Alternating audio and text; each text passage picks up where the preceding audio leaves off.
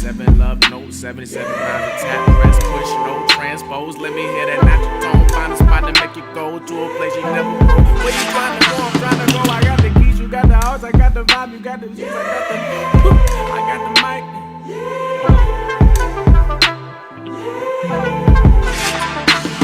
I had a vision, yeah. A room full of women, yeah. All of them were driven, yeah.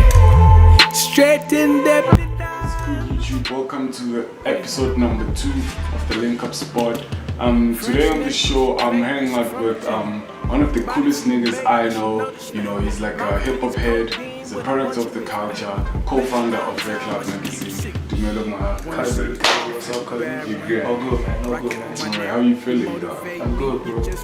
So nice to be here, man. Finally, we go to Hey, dog, it's been a long time coming. This was supposed to happen like way back. Yeah. So, first things first, before we get into it, I just want you to give me a bit of context of who you are, where you're from, and what are you about. Who I am, bro. That's okay. Because explaining myself is kind of tricky because I do a lot. Obviously, I'm Tumelo Moagi, based in the Val, born and raised in the Val, bro. Fully, I'm about the Val.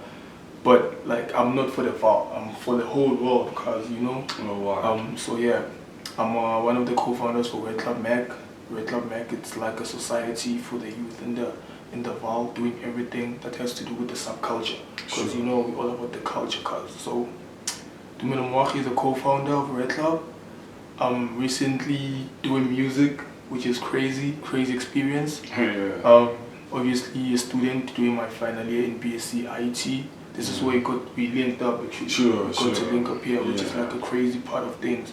We're able to do a lot of things, man, in like short space and like young posy. Like we plumbing the posy. As you know that Val, it's a small place. It's a small place, but then you get to do a lot of things. Yeah, that's one thing I like about my whole Kasi. It's like a small place, not a lot of people, but we doing major things. You know, So as far, like, sorry to cut you, as far as you can like remember, when did the love for this pop culture or this subculture thing start? As far back as you can remember. Honestly speaking, as much as I'm from the Kasi, I don't want to lie, man. Everything starts in the Kasi. Like, you can say whatever you want to say. There's a lot of content you can influence and everything. It's unrehearsed. It's naturally happening. Organic. You can tell from your uncles in the Kasi, whatever we're doing now, they know about it without even having internet or Wi-Fi. So, for me, it started as like, yo, I'm from the hoods, and we have authentic people out there who are like into the Pantsula culture. Obviously influenced by the music. The music that was influenced by like American stuff. Other things. From the clothing. I was saying this to the other guy the other day, Witty.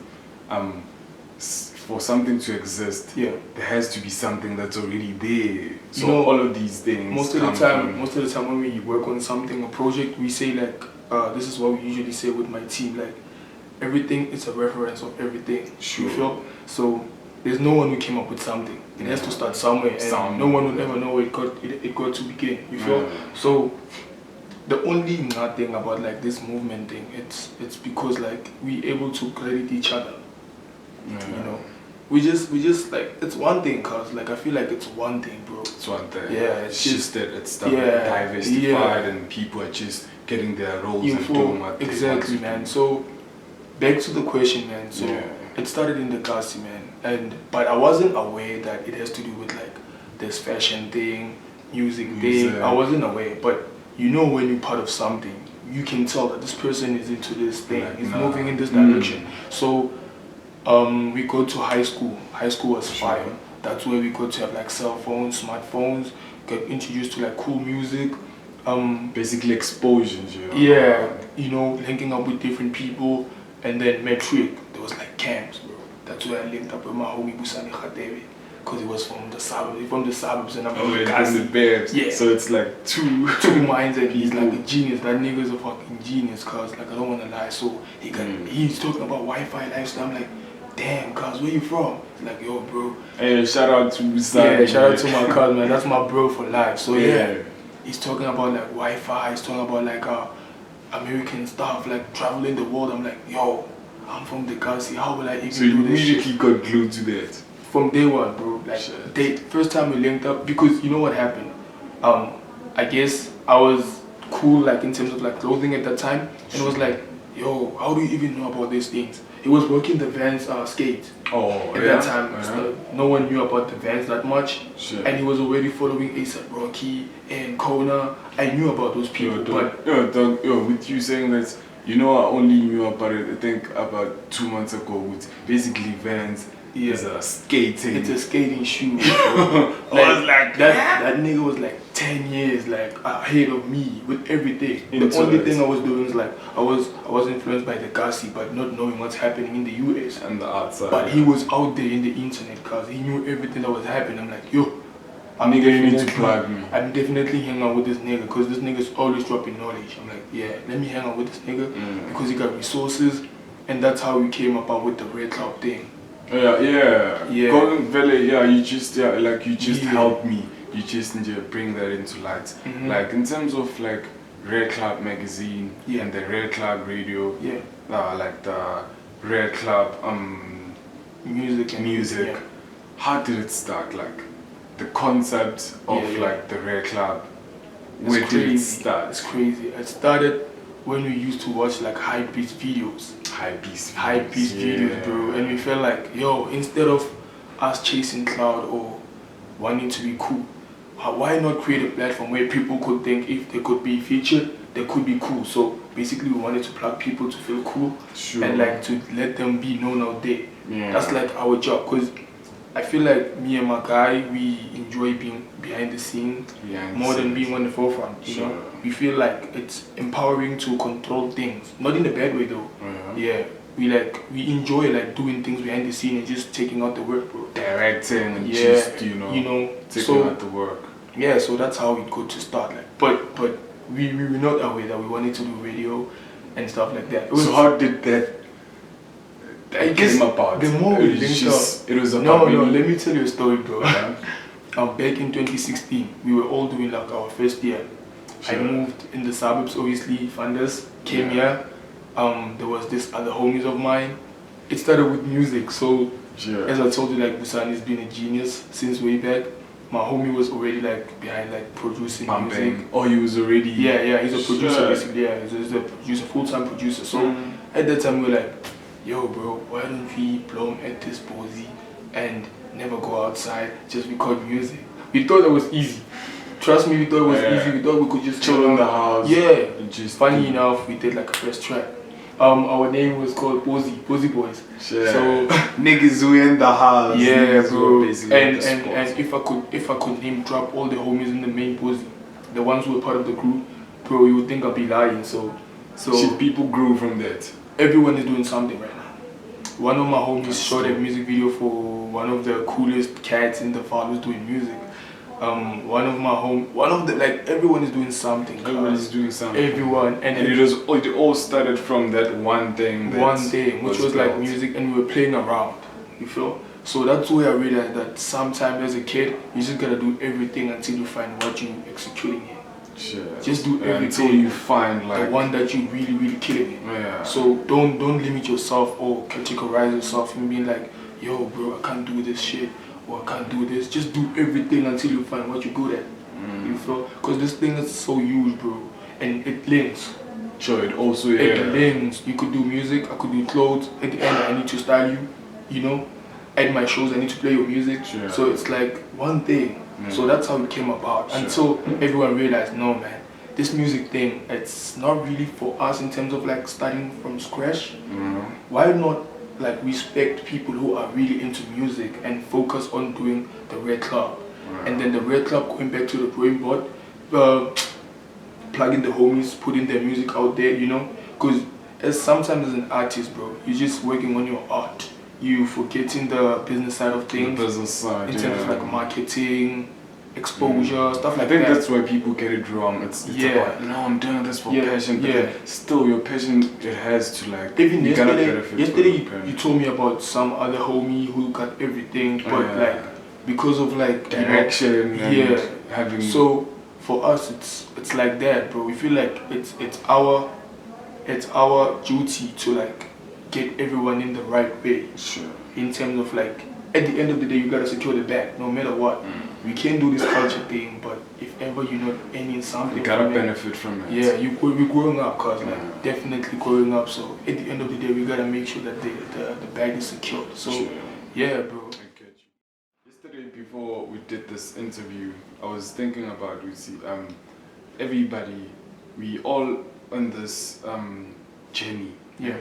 So with this journey that we in, obviously there are experiences and there are whatevers. So that's why I was like, no, let me pull up and do this interview because from where you started and where you at now, you've got stories to tell, or so you've had experiences. Yeah. What are one of the highlights you've had, and since you've been involved in this pop culture and this one of the highlights that that stand out and this is the one moment I was like, nah, I'm gonna do this thing forever. Damn, bro. Damn, there's so many memories, because you know, man, this thing is so crazy, because every time I link up with my Red Club team, there's always something we're doing. So damn, bro. Damn, I don't want to lie. So now the big one. For now, there's so many. Like one event or one moment that stood out, and you were like, damn, we gotta make this work, or we gotta continue building, because this is definitely going somewhere. Oh, yo, my dog. Let me think, cause there's so many. A lot. It's a lot, bro. Yeah. I guess it was when one of my homies from the Kasi stand was doing a launch, and he like invited us personally, and we got like the best treatment ever.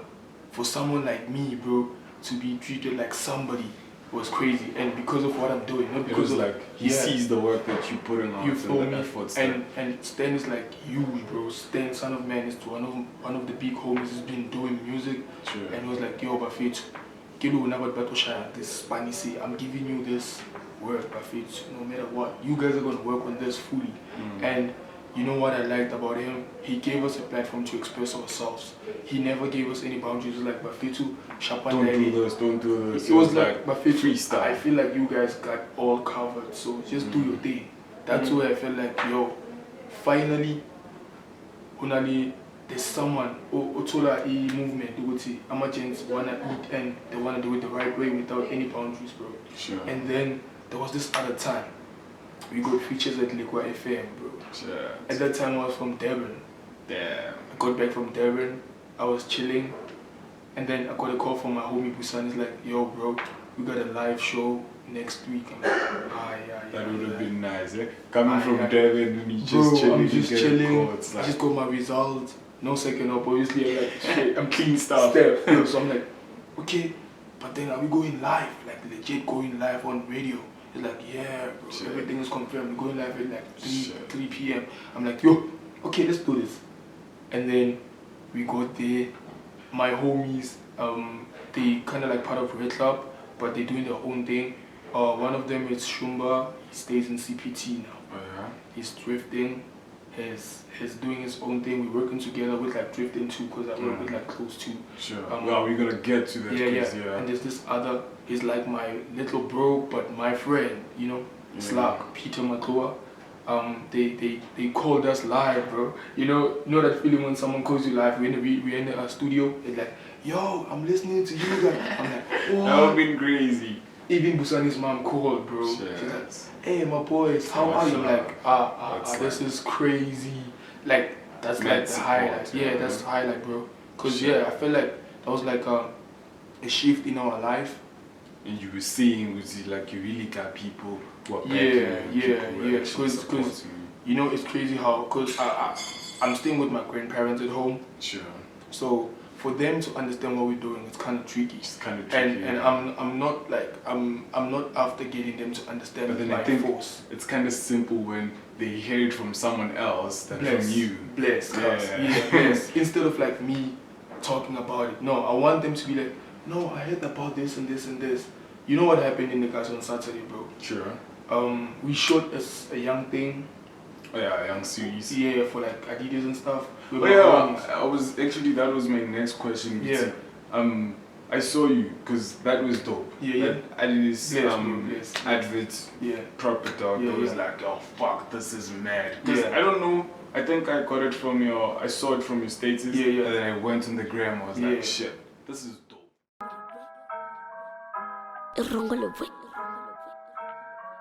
Betty wrong all the way.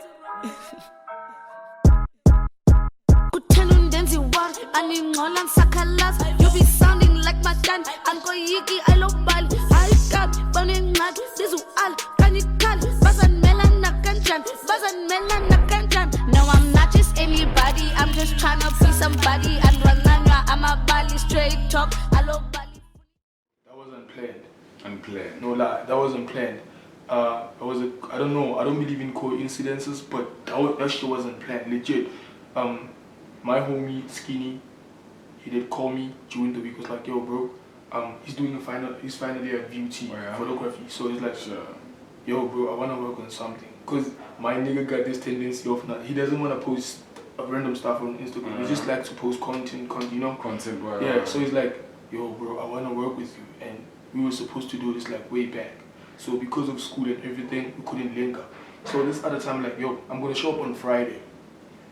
But like, I didn't plan anything. I was like, this Friday I'm just gonna work my Adidas gear, bro. Let me just, you know, and pull through to my homies. And then I went to my homies. Now they're like, this guy is fully in Adidas gears. What do we do now? Hey, the location was also fire. I don't wanna lie. I saw the location. Yeah, the location was fire. So I'm like, Perfect. Instead of like shooting snaps, I came up with like idea nyana, just an input. I'm like, perfect. Why not like do a bit of like an advert nyana and just work on visuals? Well, we'll just take it from there. Let's just do everything until we go and sit down and just work on ideas afterwards. And then, funny enough, he's a creative. You know creatives how they work. They pick up something and they run with it. It's like, fucking man, I've got this idea. Let's do this. And then from there, bro. Done. Everything was nice. That shit was done in like 3 hours, edited in 2 hours, dropped in 30 minutes. Basically same day. Same day, bro, clean. Shit, that was dope. That was fire. That was dope.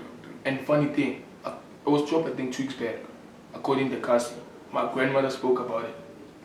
I was like, hey, are you working for Adidas? And I'm like, Mama worker. I saw this and this and this. She thought I was on TV, bitch. So I'm like, no, it was something we did for like social media. That could be a proposal for Adidas. Like, I think you need to do something about that, dog. Because that's fire. Because speaking of content and whatever, you can actually approach parents and just tell them, look, I have this and this. What are you saying? Don't you think like, it can be like a kind of like a proposal? It would be bro, but like to be honest with you, we like let me tell you something, bro. Everything I do, it's not just about me. I always pull my niggas behind me, like yo, I'm with, even if they were not there. But I feel like everything I do, it has to like do with them, because we like every time I'm here, I'm representing RareclubMag. Yeah, it's a team. So me and my homies, the mission is it's not to work for anyone. You feel? I'd rather wait for my local brand and then have to go to them to propose something and work with them instead of like doing something with like international brands, because already, man, there's a lot. Yeah, it's international, man, and I feel like if ever we're talking about local brands and supporting each other, it has to start with small things like that. Sure. Yes, we did at this ad and whatever, but that was for y'all. That was like it's basically showing your artistry and the skills that aim was not to like work with Adidas. No. We cool with that. We want to work with like our own people. We want to get ourselves to the top. We want to grow together. If it was like a local brand, then we talk like something. Like, it's time to like turn the local into global. Yeah. Yeah, I was reading this tweet. Kid Funk is a deep house DJ. I was like, I'm done being hype playing overseas. It's time I play home fully because like home got me, and I'm already like international in my home. So because this thing goes back to it boils down to like you are created by this thing. Yeah. By the time you blow up, you want to go there. Yeah. Why not stay here Yeah. and still do like impact this because you got this from this? it's happening with what we call international brands or whatever. Are you aware that Drake in his Kasi is local? You see, You feel because his own Kasi got him, and they put him on. Sure. Now it's costing us to go that side because it's international. Sure. Instead of having our Questa here and then people coming from outside. And Labeling him as international because he's international, man. Yeah. That's how I feel, man. Talking about fashion, dog. I wanted to tap into like what do you feel about fake versus authentic brands, like the fake whatever culture or that's actually coming in, because now people also wanna look the part, but then now shit they're not getting the real deal, they're just going the other way. What's your take on that though? How do you feel? I feel like bro, this whole thing, I feel like it started by social media. Sure. First thing first, that's like where everything got damaged, bro. So everyone wants to fit in. If I'm not popular on social media, I don't think, okay, I'm not popular on social media whatsoever, but like nowadays it's more like a CV for people to fuck with. You see, okay, who and who is rocking this? Yeah. If I can rock this, people will think I'm relevant and whatever. You feel like, so, you know, where there's like so many people, there'll always be like different people, obviously. Sure. So that's where like fakes come in, authentic stays, but like, if ever you're not authentic enough, you're not gonna stay long, bro. You're like, not gonna stay long. Yeah, I'm not even worried it's about gonna that. die out. Yeah, like I don't even give a fuck about that no more. What do you think about people who are rocking fakes? It is what it is, bro. At the end, you're gonna learn and be aware that what you're doing is wrong. Sure. Yeah, counterfeit, it's not enough. Otherwise, you killing the brand and you killing me as someone who's working the real thing. Who's doing? Because when it comes to clothes, man, it's more about like the value for me. It's not about the style or whatever. It's about the value. We value clothes, man. Sure. Yeah, we value clothes. I could like have a pair of shoes to wear every day and a pair of shoes to frame. Sure, and a pair of shoes to frame. Yeah. Talking about clothes, dog, I know you rock like the Yes, bro. dog. You Yes, rock yes, like bro. the biggest brands I can ever imagine. Yeah. Like, where did the love for clothes? Like, what influenced you to actually be like a sneakerhead or a person who's into clothes? I'm not really a sneakerhead, bro. I'm You're just a not really collector. collector. I just like collecting. Even if it's like small portion of clothes, Sure. but I feel like as long as it's rare, I fuck with rare. That's how Rare Club Rare came Club. about. Yeah. So So we believe in like rare stuff. Number, forget about it. Now we can have like Numbers. 100 kicks. I could have like 4 best kicks, and I would still feel like, yo, I'm not with doing this the shoes. most, yeah. Because now there's this thing happening with like resale culture. Are you aware of that? There's like resale culture Tell me about that. whereby people get to queue for shoes. Like let's say Easy Strawberry. Yeah. People could queue for shoes, and I would decide to buy 5 shoes. In order for them to when they finish out, I can actually Resell and like Whatever. with the higher price. And this other time, homies were having a conversation about resale culture, killing the culture, or building the culture. And I'm still in the middle because for someone it could be his daily bread, you feel, but for like the brand it could be a downfall. So I'm still in between because I'm also a reseller sometimes. Yeah. Because So I was actually thinking about it with you. Nowadays it's like people buy clothes or limited clothes yeah, for them to actually keep it, yeah. and then when it's no longer available, Value it's higher. Yeah. so basically now clothes actually And are you aware this thing started way back? Like Abu Makoko used to do that.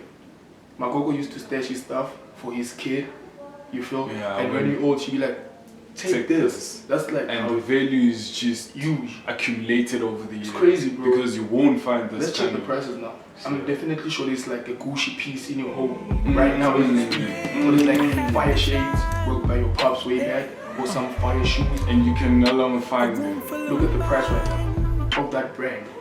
Look at the quality at that time was fire. It's still relevant, you know. That's how the vintage clothing came about and got like boom. They knew this is me.